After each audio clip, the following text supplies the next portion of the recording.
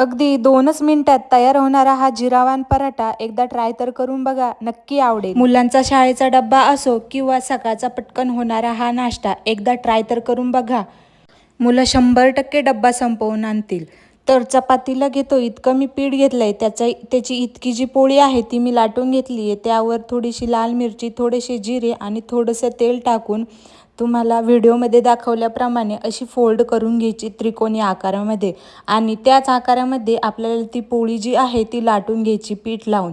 पोळी जी आहे मस्त कडेकडेने पीठ लावून आपल्याला पातळ अशी लाटायची, जास्त पातळही नाही आणि जास्त जाडही नाही राहू द्यायची. तर तुम्ही बघू शकता मी अशा पद्धतीने लाटली आहे.